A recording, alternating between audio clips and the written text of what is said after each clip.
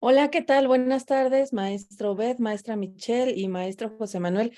Bienvenidos a nuestra segunda sesión de análisis de sistemas educativos. Hasta ahora lo que nosotros hemos visto se relaciona con cómo es la educación. Recuerden que la sesión anterior veíamos que para que un docente pueda tener un impacto positivo, necesita tener claro para qué está enseñando. Cualquiera de todas las funciones que nosotros desempeñemos, lo primero que tenemos que pensar es cuál es la finalidad de mi trabajo, para qué estoy en este plantel, más allá de los contenidos de mi materia. Observamos entonces que puede haber cambios en los modelos educativos, que puede haber transformaciones en los contenidos, nuevos modelos didácticos, educativos, pedagógicos, pero eso no va a servir de nada si el propio docente no toma conciencia de cuál es su papel como educador formal. En esta sesión hablaremos acerca de cómo vamos a complementar nuestras actividades con la perspectiva que debemos tener en torno a la educación. Como ustedes se dieron cuenta, en el primer trabajo era una participación en un foro. El segundo trabajo es un ensayo en donde nosotros hablábamos de la educación como factor de desarrollo, la movilidad social y los entornos VIC. Cuando nosotros hablamos de educación, entonces va más allá de obtener un grado académico. Tiene que servir para el desarrollo. Y ese desarrollo se debe traducir necesariamente en una modificación en progreso. Cuando nosotros hablamos del desarrollo físico, atendemos solo el crecimiento. Pero si ese crecimiento no va acompañado de otros elementos, entonces simplemente puede ser un incremento, pero no un desarrollo. La educación tiene la finalidad de generar desarrollo, de mejorar la sociedad. Y cuando hablamos de movilidad social, diremos que el sujeto tiene que estar en mejores condiciones que las que tenía antes de ingresar a la escuela. Los entornos VICA, por otra parte, observamos que son aquellos volátiles, inciertos, complejos y ambiguos que tienen incidencia en todo lo que nosotros hacemos. Después de estos dos trabajos, tenemos que hacer un análisis FODA y para ello tendremos que leer el Plan Nacional de Desarrollo y el Programa Sectorial de Educación, que son documentos rectores a nivel nacional sobre lo que se pretende hacer con la educación. Después de nuestro análisis FODA, observaremos que nuestra participación como nación está sujeta a otros elementos que son, por ejemplo, los criterios de la educación en Iberoamérica, cómo un bloque de países tiene que ponerse de acuerdo para llevar a cabo sus sistemas y sus modelos educativos. Y también vimos que dentro de la educación en Iberoamérica es fundamental retomar los objetivos de desarrollo sostenible de la ONU, donde nosotros también tenemos un compromiso de cumplir con ellos. A partir de eso, entonces, lo que nosotros habremos de ver es cómo son los modelos educativos en el mundo y de qué forma impacta la visión de la educación en nuestro trabajo en el aula. Y entonces, el día de hoy vamos a hablar sobre todo de que tenemos que saber dónde estamos y hacia dónde vamos para poder hacer mejor las cosas. ¿Qué es lo que nos implica esto? ¿Cuál es mi función como docente en el ámbito educativo? Nosotros tenemos, para poder comprender nuestro trabajo, tres elementos que norman a todos los países. El primero es el carácter nacional, que son esos atributos que nosotros tenemos y que nos caracterizan, en este caso, como mexicanos. Si ustedes se dan cuenta, ahora tenemos un ejemplo muy reciente en el mundial que se está llevando a cabo. Cuando un mexicano va a otro lugar, hace cosas que son propias y ampliamente reconocibles en un mexicano. Ustedes han observado, por ejemplo, que llevan su bocina, que toman tequila, que bailan, que sonríen, que hacen bromas y etcétera. Eso es el carácter nacional. ¿Qué es lo que caracteriza a un mexicano? Y que casi todos los mexicanos harían y que nosotros entenderíamos como propio. Ese carácter nacional no lo decidimos nosotros, ni se puede cambiar en poco tiempo. Es algo atemporal y es parte de lo que constituye a una nación. Y vamos a iniciar entonces a nuestro trabajo conjunto para que ustedes me digan además de estos elementos muy superficiales que acabo de citar, ¿qué consideran ustedes que es un elemento del carácter nacional? ¿Qué nos define como mexicanos? Acuérdense que ustedes escriben en el chat y yo los leo. ¿Qué nos define como mexicanos? ¿Cómo podríamos nosotros decir que se constituye el carácter nacional? Son cosas buenas y malas, igual que en una persona. El carácter puede ser enojón, agresivo, violento, intempestivo, y también puede ser tranquilo, audaz, pero ¿cómo es el carácter nacional de México?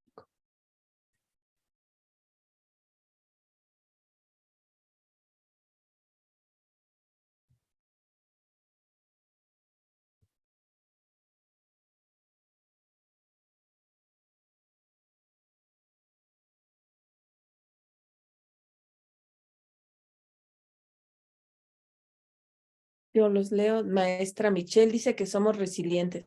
Muy bien, maestra Michelle. Maestro B es fuerte, es alegre, hacen bromas de todo, aún de la desgracia. Excelente. Muy bien, maestro B. Maestro José Manuel, ¿usted qué opina? Apenas estaba escribiendo, buenas tardes, pues el enfoque que le damos pues a todos los aspectos, ¿verdad? Educativos, culturales, económicos, o sea, en sí la esencia traducido en acciones, en esos ámbitos pudiera ser. Muy bien, solo nos falta que nos diga cómo es. Que nos escriba, por favor, Ok. cómo es que un mexicano percibe la educación. Este es el punto que más nos ocupa. Sin embargo, como pueden darse cuenta, el carácter nacional, dice el maestro Manuel, nacionalista, arraigado también a nuestras tradiciones, cómo cuidamos las cosas prehispánicas, por ejemplo. El carácter nacional marca para qué queremos la educación. Cuando ustedes lleguen a la educación en Iberoamérica, se van a dar cuenta que son muy pocos los países que tienen educación gratuita a nivel superior y posgrados. Prácticamente somos de los únicos, en Iberoamérica por lo menos.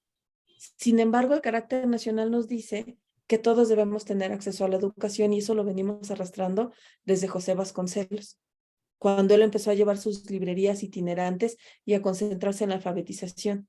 Y en la actualidad, nosotros percibimos como que en el carácter nacional la educación es para todos, debe ser para mejorar, debe ser gratuita y tener cobertura. Y recién nos estamos enfocando un poco en la calidad. Pero esto entonces nos lleva a otra cuestión. Cuando nosotros somos conscientes de nuestro carácter nacional como mexicanos, viene la identidad, que es nuestra forma de ser y actuar con los demás, que refleja cómo somos. Y entonces, cuando hablamos de identidad a título personal, decimos cómo soy yo, cómo me comporto y cómo quiero que me vean. Y en este caso abordaremos al país, cómo es México, cómo se comporta y cómo quiere que los demás países lo vean, cómo se relaciona con otras naciones.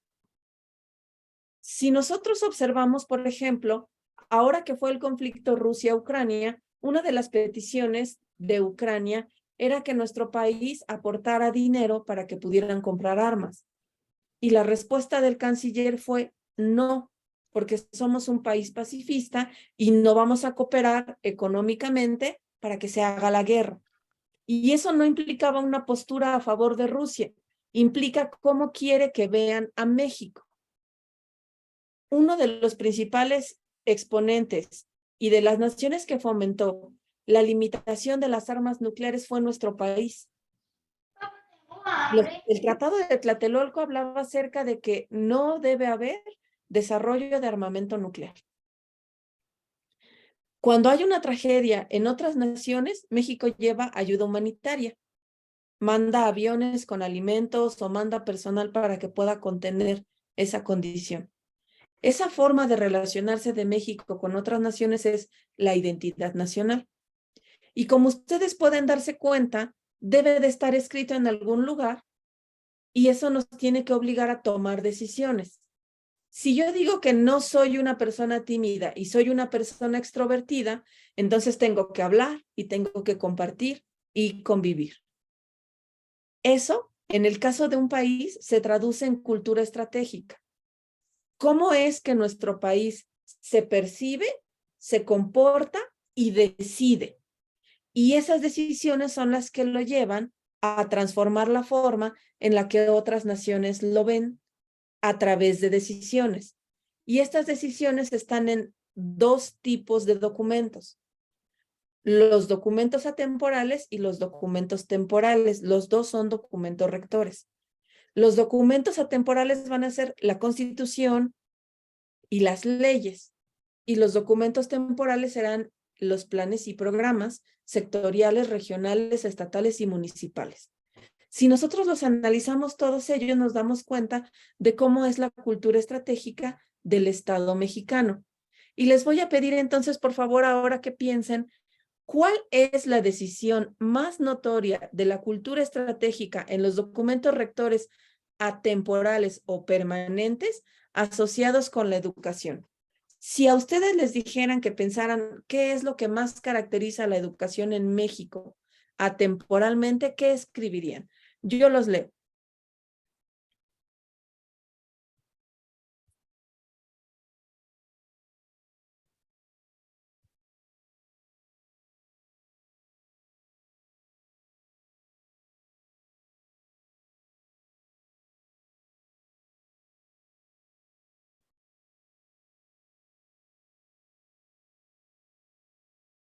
Gratuita y laica. Muy bien, maestro José Manuel. ¿Qué opinan, maestro Bedi y maestra Michelle? Yo los leo.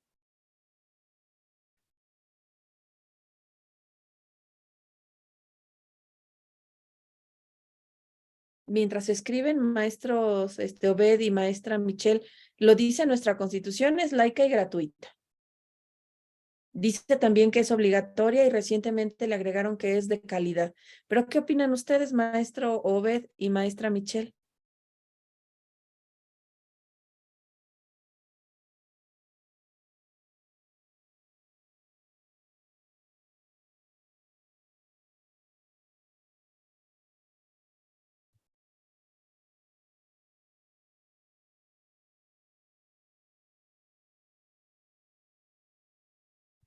Maestro Obed, maestra Michelle, estoy atenta para leerlos.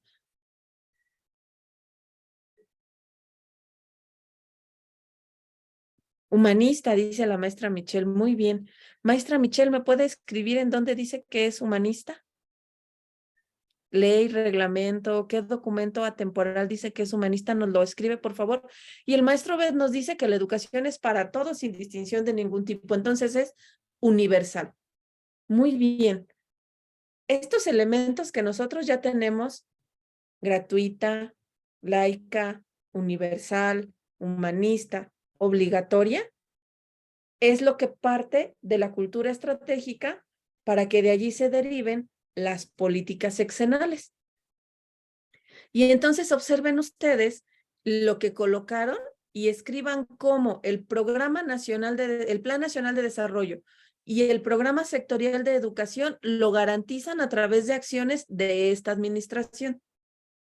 ¿Qué hace esta administración en cualquiera de esos dos documentos para garantizar ese aspecto que ustedes ya colocaron?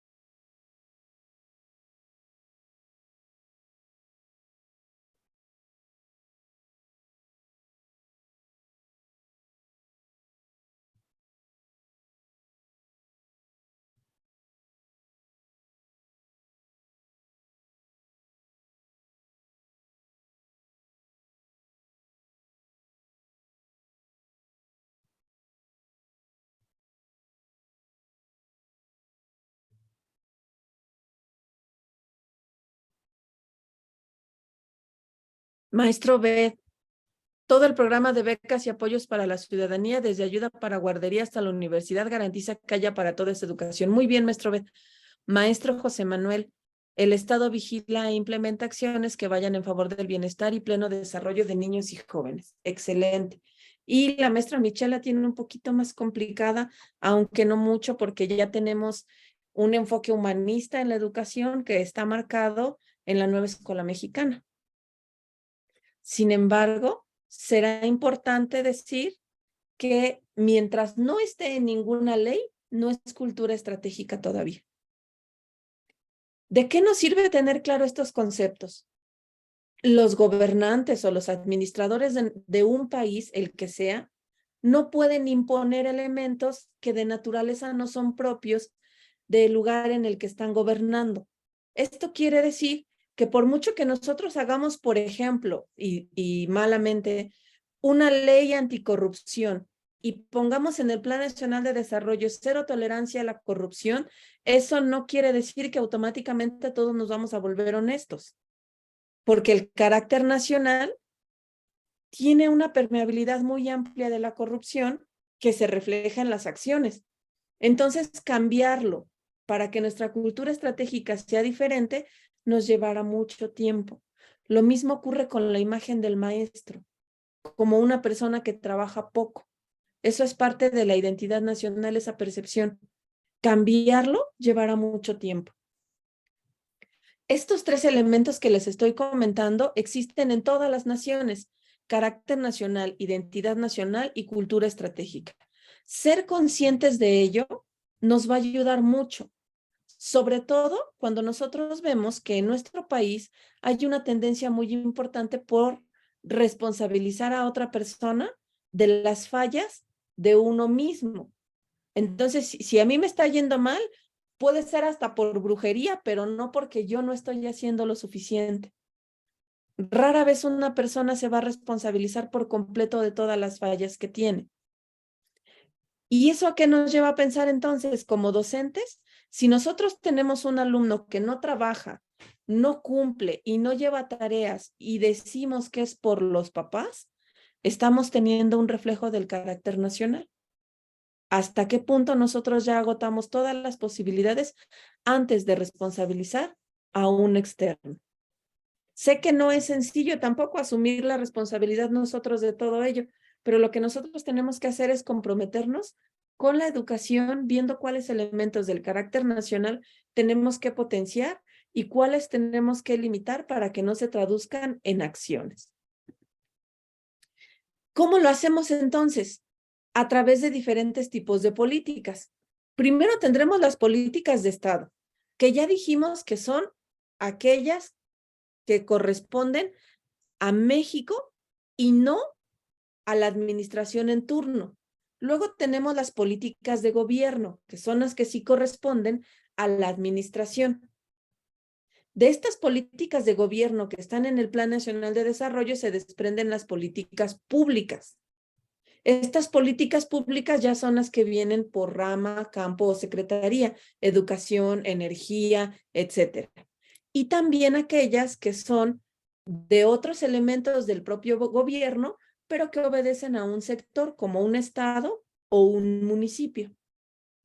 Dentro de las políticas públicas, nosotros tenemos dos tipos de políticas asociadas con las escuelas: las políticas de la educación, que tienen que ver con el componente ideológico y cultural de la educación, y las políticas educativas, que son las acciones que buscan garantizar estas políticas de la educación. Entonces, nosotros tendremos aquí que las políticas de la educación tienen que orientarse a que la educación sea universal, gratuita y humanista, y para ello se hacen políticas educativas, como becas para todos o programa Escuelas de Calidad, y en otras administraciones, por ejemplo, en Ciclomedia, o las tabletas para los alumnos de quinto año. Observemos entonces cómo comprender esta forma de llevar a cabo la gestión de un país nos permite entender por qué se toman decisiones en el ámbito educativo. Por ejemplo, la evaluación de los docentes es un compromiso que hizo nuestro país con organismos internacionales como la OCDE. Y en todos los países latinoamericanos se hizo una evaluación al magisterio muy parecida a la que se implementó cuando existía el Instituto Nacional de Evaluación Educativa. Sin embargo, aquí se consideró como una evaluación punitiva que el presidente anterior había decidido implementar. Pero si nos vamos un poco más atrás, es un compromiso de varias naciones que perciben ingresos y que tienen que evaluar a sus maestros. Por eso, aunque se cambió la forma de evaluar, no se dejó de hacer y no se dejará de hacer. Quizás nos hizo falta como docentes conocer cuál era el origen de esta decisión, que no fue una decisión de gobierno, sino de un acuerdo internacional. Pueden ustedes buscar, por ejemplo, Chile y Argentina fueron uno de los países que más enfatizaron en este formato de evaluación y que lo hacían incluso un poco más rígido que en nuestro país. Y lo mantienen, por supuesto. Una vez que hemos hablado entonces de estas políticas de gobierno, de Estado, públicas, de la educación y educativas, estamos dándonos cuenta de que esto entonces es mucho más grande de lo que nosotros vemos. O sea, las políticas y la cultura estratégica van más allá de la decisión de una persona. Tienen que ver con las posibilidades que nuestro propio país condiciona como consecuencia de su carácter nacional. Y aquí viene este término que es la geopolítica. Y me gustaría que ustedes me escribieran si habían escuchado este término, geopolítica. Escriban, por favor, si lo habían escuchado y qué habían escuchado de él. Yo los leo.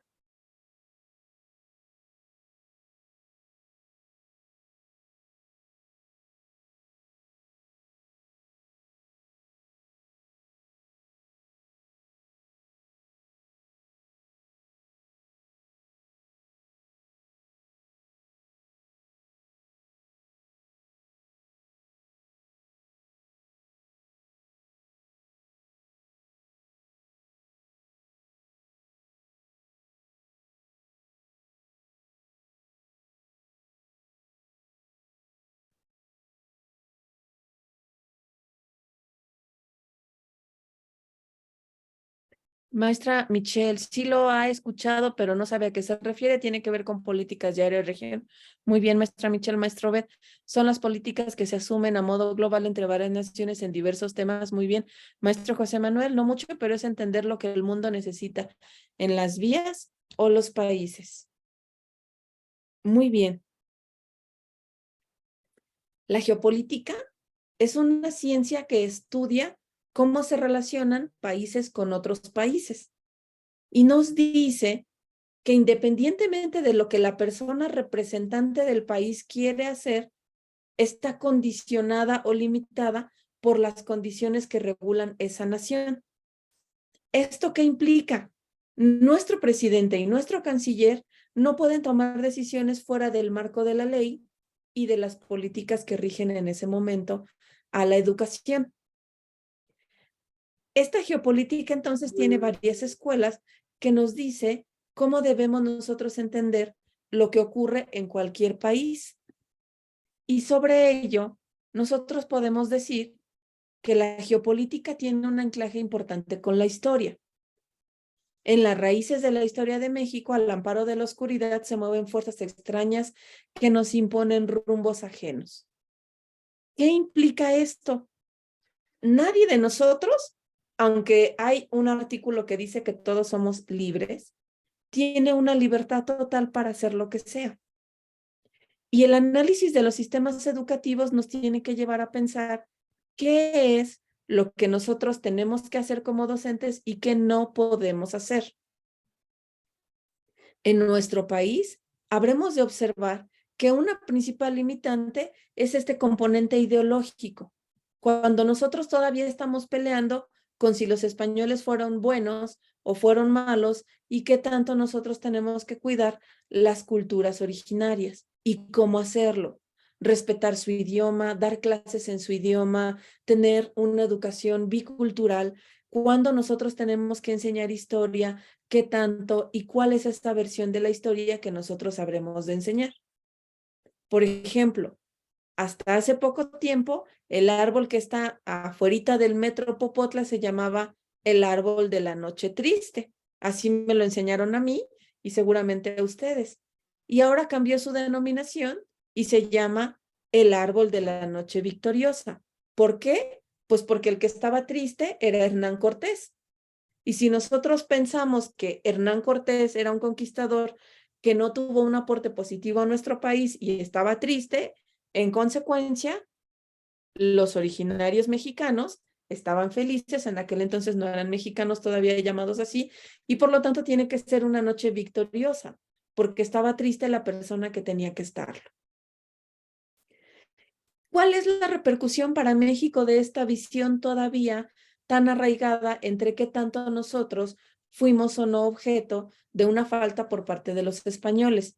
Implica que nosotros, en lugar de observar qué es lo que viene para nuestro país, seguimos viendo qué es lo que pasó. Y esta mirada hacia lo que ya sucedió es una característica muy importante de nuestro país que no existe en otras naciones donde la cultura de lo que pasó antes no es tan arraigada. Nosotros observamos, por ejemplo, todavía una pelea muy importante por traerse el que se llama el penacho de Moctezuma.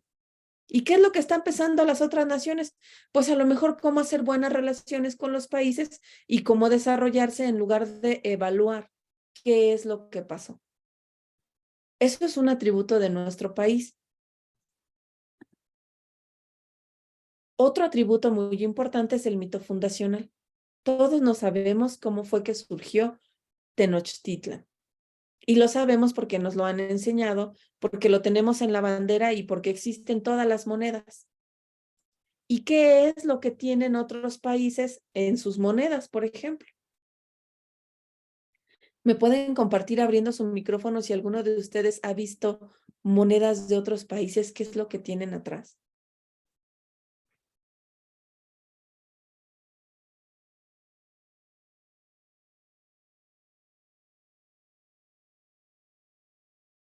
¿Alguno de los tres que estamos aquí puede abrir su micrófono y contarme si ha visto alguna moneda de otro país? ¿Qué tiene atrás?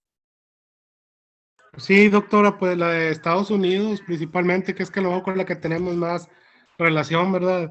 Pues trae el águila calva, ¿verdad? De ellos. Tiene imágenes de algunos de sus precursores, ¿verdad? De forjadores de la nación. Y en todos tiene la frase, en God we trust, en Dios confiamos, ¿verdad? Es como que una característica muy de ellos o parte de su identidad de los norteamericanos, ¿verdad? A pesar de que pues, es un estado pues laico, tiene muchas connotaciones de creencia en Dios, ¿verdad? Simplemente en un juicio los hacen jurar sobre la Biblia y así, ¿verdad? Eso me llama la atención. Muy bien, maestro Bet. Entonces, hasta ahora que nosotros estamos quizá tocando este tema, nos damos cuenta de las implicaciones de nuestra moneda en la percepción que nosotros tenemos como mexicanos. Y lo mismo ocurre con Estados Unidos. Entonces, maestro José Manuel, ¿usted qué opina en torno a lo que estamos viendo del carácter nacional y cómo este se refleja en nuestras acciones? ¿Qué es lo que a usted le lleva a reflexionar lo que llevamos hasta ahorita? Es que a final de cuentas, el carácter nacional es pues es parte de nuestra historia, ¿verdad? Es todo lo que venimos arrastrando como cultura, ¿verdad? Ahí las imágenes, pues, son de los mexicas, de los aztecas, ¿verdad? Pero, pues, somos en este momento somos producto, pues, de todo lo que ha ocurrido y eso es lo que se supone nos debe dar, pues, identidad nacional, ¿verdad? Como país, como mexicanos. Así es. Sin embargo, esto nos pasa sin darnos cuenta. Nosotros enseñamos historia, tenemos nuestra moneda, tenemos discusiones actuales y difícilmente vemos cómo esto es lo que conforma y marca el desarrollo o no de nuestro país. Mientras no lo hagamos consciente, no nos vamos a dar cuenta que en la educación nos pasa lo mismo. ¿Para qué estoy enseñándoles el mito fundacional? ¿Para qué les estoy enseñando la conquista española?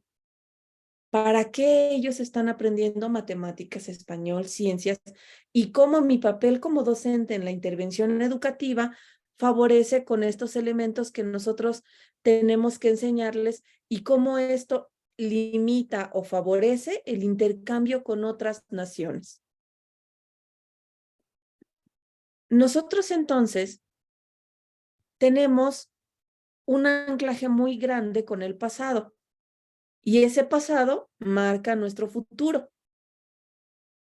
Observamos entonces nosotros cómo también hemos tenido algunos eventos que nos han llevado a identificarnos como tener que defendernos de otras naciones porque pueden quitarnos lo que nos es propio. Y observemos entonces cómo estaba configurada la Nueva España y qué es lo que ha pasado con respecto a estas decisiones. Primero, Estados Unidos pareciera el enemigo porque quitó una gran parte del territorio. Los españoles también pueden ser el enemigo. Entonces, ¿hacia dónde va nuestra cultura? Un poco hacia la defensa. Nuestro propio himno nacional es muy bélico. Y si nosotros lo trasladamos ya a nuestro plantel educativo como docentes, ¿será que entonces también lo orientamos todo a la defensa? Si alguien me dice algo, mi primera reacción será defenderme, lo que sea que me esté diciendo. Si un papá me hace notar que en algo estoy mal, primero me defiendo o reflexiono si efectivamente lo estoy haciendo mal. Y si yo le digo a un alumno que está equivocado, ¿qué es lo que hace? ¿Reflexiona sobre lo que le digo o se defiende? Y en esa defensa puede a lo mejor ser irracional. En lugar de darme una explicación, puede ofenderme, burlarse, ignorarme o incrementar su conducta solamente para no sentir que perdió. Esta reflexión que les estoy haciendo, yo me gustaría que la llevaran al plano más profundo que ustedes pudieran tener, porque es lo que nos va a llevar a movilizar nuestra forma de intervenir educativamente y comprender el tipo de respuesta que nos dan todos los actores educativos. Si yo llamo a cualquier padre de familia, lo que yo debo pensar es cómo tengo que hacer para que él no sienta que estamos enfrentando una batalla. Cuando mando llamar a un alumno, ¿de qué forma tengo que plantear mi petición para que él no sienta que estamos peleando? Y cuando yo tengo una reunión de consejo técnico, ¿cómo debo hacer para que mis propios profesores tampoco sientan que estamos teniendo una discusión en la que alguno tiene que ganar y otro debe perder? Porque esa parte de nuestro carácter nacional es un elemento que está presente de manera recurrente y obviamente se manifiesta también en los modelos educativos. Observamos lo que habíamos hablado de los grupos originarios y vemos entonces cómo, voy a tratar de pasar un poquito. Todo lo que nosotros hacemos aquí tiene que ver con la población. Desde antes de la llegada de los españoles, había pugnas entre culturas diferentes y su llegada y también su retirada no las eliminó por completo.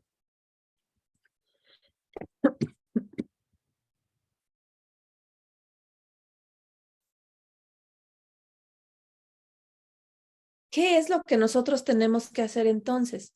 Una negociación cultural. ¿Qué es lo que te caracteriza como mexicano? ¿Qué es lo que yo estoy buscando y cómo haremos para lograrlo? Este término de negociación cultural nos implica reconocernos en el otro y ver cómo podríamos responder siendo mexicanos.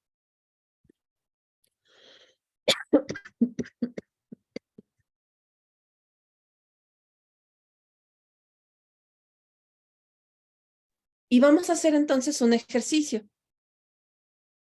Como somos 3 aquí, observen cómo está dividido este mapa a través de un cuadrante que se llama modelo en cruz. Y les voy a pedir que cada uno de ustedes escoja un cuadrante, uno diferente. Y después les voy a decir qué es lo que van a hacer con este cuadrante. ¿Cuál quiere?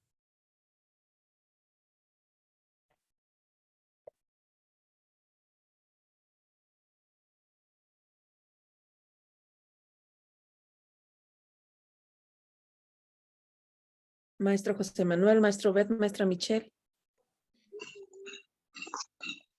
Pues yo escojo al norte. Muy bien, maestra Michelle. Entonces escoge al norte, pero hay dos nortes, entonces no se preocupen. Maestra Michelle, del lado donde está Alaska, y maestro Obed, al norte, Yo al hacia sur. donde se encuentra Cuba. Ok. Maestro José Manuel, le dejaron el sur. ¿Cuál quiere? ¿Dónde está Cuba o dónde está Filipinas? Pues donde está Cuba, maestra. Y al sur, en Cuba. Muy bien. ¿Qué es lo que vamos a hacer? Imagínense que México está gobernado por un presidente, como lo hace en este momento. Ese presidente conoce todo lo que ustedes hasta ahorita ya identificaron: carácter nacional, identidad nacional, cultura estratégica, negociación cultural, políticas de gobierno, educativas, de Estado, etcétera. Como presidentes, ustedes van a tomar el cuadrante que les tocó, y si fuera la decisión de ustedes como presidentes establecer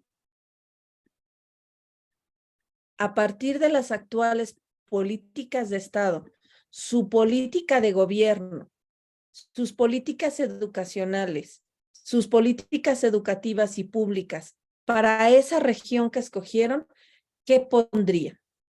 La política de Estado, esa no la pueden mover, ya nos la sabemos, en torno a la educación universal, de calidad, gratuita, laica, obligatoria, humanista.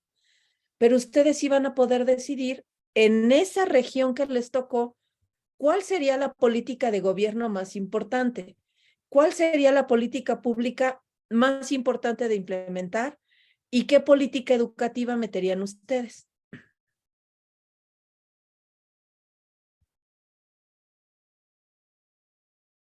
Su política de gobierno puede ser general, es decir, no necesariamente acotar a la educación. Su política pública también puede ser general. Su política educativa, ahora sí, tiene que ser solamente de la educación. ¿Cómo garantizarían el crecimiento y el desarrollo en esa parte que les tocó? Solo en esa parte observen dónde está, junto a quién está, qué otros países, qué recursos económicos creen que puede tener, cuáles pueden ser los intereses de los mexicanos que habitan allí, de qué podemos nosotros basarnos para poder tomar decisiones, cómo es su estructura territorial de ese bloque, si sabemos nosotros, por supuesto, que hay o no hay ingresos económicos, principales actividades culturales, etcétera. Observen solo su bloque y escriban su ejemplo de política de gobierno pública y educativa, por favor, yo los leo.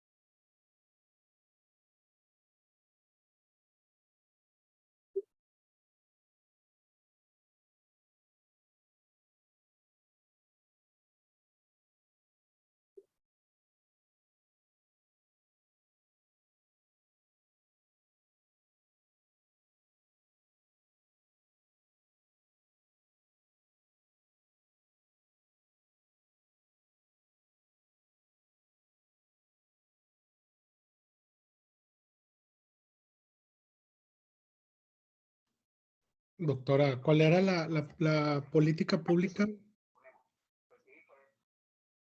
Perdón, no le escuché. ¿Cuál era la política pública, doctora? Es la que puede obedecer solamente a un sector, por ejemplo, economía, educación, eh, gobierno, relaciones internacionales, en este caso sería relaciones exteriores, todas las secretarías de Estado. Ok. Maestro Obed, la política de gobierno, gocen las mismas garantías independientemente de en qué país se encuentren. Muy bien. Maestra Michelle, garantizar que los mexicanos que están en el territorio tengan acceso a los servicios públicos básicos, sobre todo para aquellos que están de manera ilegal. Muy bien. Estas son políticas de gobierno.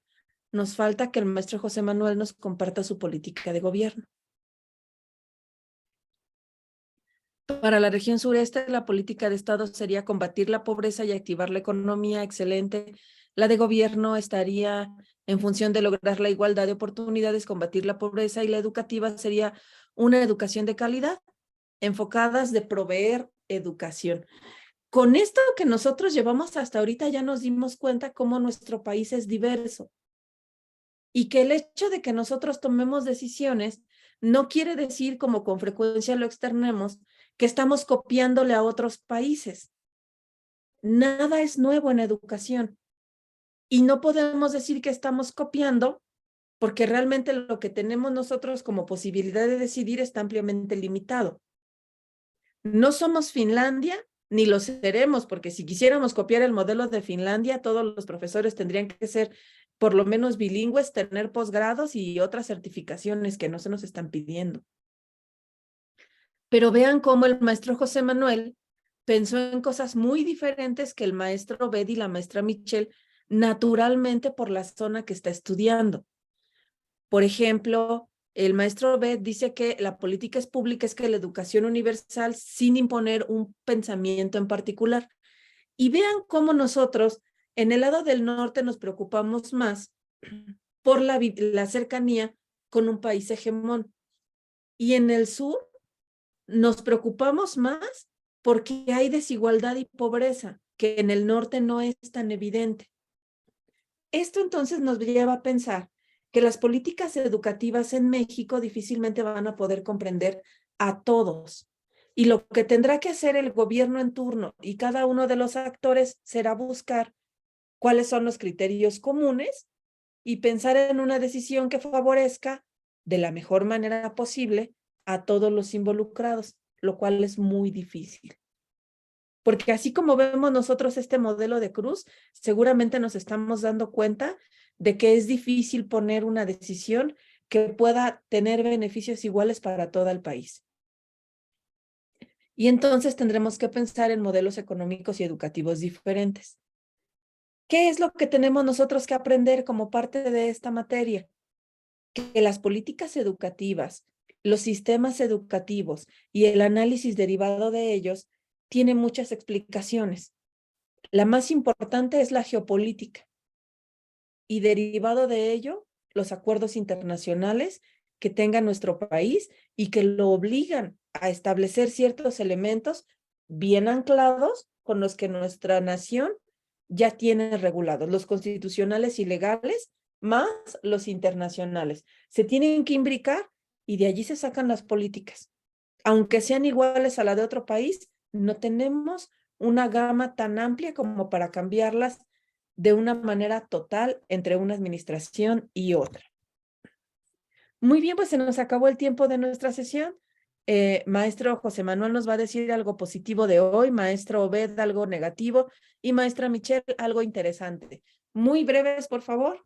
Maestro José Manuel, ¿qué es lo positivo? Algo positivo que, bueno, no, tuve la oportunidad de conectarme porque sí salgo a las 6:30 y a veces no alcanzo y ahora nos están dando chance acá por elecciones sindicales, ¿verdad? Pero bueno, se aprovechó por este espacio y una grata, o sea, me voy muy contento por la clase, ya me dijo breve, así que me gustó mucho la dinámica y pues sí, sería todo. Muchas gracias, maestro José Manuel. Maestro Obed, ¿qué es lo negativo? Pues la verdad, doctora, yo no creo que haya algo negativo. Hasta ahorita se me ha hecho muy fluido el curso, muy bien dirigido de su manera, fluido y concreto y aterrizar. Lo negativo es que, pues, cada vez hace la conexión como que batallo para oír y y el hecho, pues, de que estemos escribiendo, pues nos mantiene atentos, ¿verdad? De lo que nos está preguntando. Pero negativo como tal no creo. Yo no soy barbero. Gracias, maestro Obed. Maestra Michelle, ¿qué es lo interesante? Que cuando nos propuso que cada quien pues pensara en políticas, ¿verdad? Públicas o de gobierno para el área que nos tocaba gobernar, pues sí la piensas, ¿verdad? Porque una cosa es estar de este lado y otra cosa es estar del lado donde se pueden hacer las cosas. Entonces, pues te hace pensar que no es tan fácil tomar las decisiones, ¿verdad? Y que no las puedes tomar a la y se va porque pues la decisión que tomes tiene un gran impacto en muchísima gente. Muy bien, muchas gracias, maestra Michelle. Y a mí me gustaría que se llevaran a la reflexión todo el día de mañana, todo el día, que los mexicanos estamos acostumbrados a librar batallas todo el tiempo, aunque sean chiquitas. Entonces, si ustedes se proponen todo el día de mañana ser negociadores, observarán un cambio en su entorno increíble. Ojalá que lo puedan hacer y dense cuenta, observen cómo cualquier diálogo que tienen con alguien donde surge una diferencia, la otra persona empieza a defenderse y busca cómo atacar. Y si nosotros tratamos de ser conscientes de ese carácter nacional, podemos hacer algo distinto para tener resultados completamente diferentes. No vamos a cambiar la cultura estratégica en México, pero sí podemos ir aprendiendo nuevas formas de comunicarnos. Les agradezco mucho su presencia el día de hoy. Ojalá, maestro José Manuel, nos veamos la siguiente sesión, la última, para cerrar ya con esto de la geopolítica que es tan apasionante y que miren, todavía nos falta un montón. Pero bueno, aquí estaremos para la siguiente sesión y les agradezco mucho. Tenemos otro grupo a las 7 en punto, así es que les deseo una excelente tarde y nos vemos para la última sesión. Hasta luego. Muchas gracias, doctora. Hasta luego.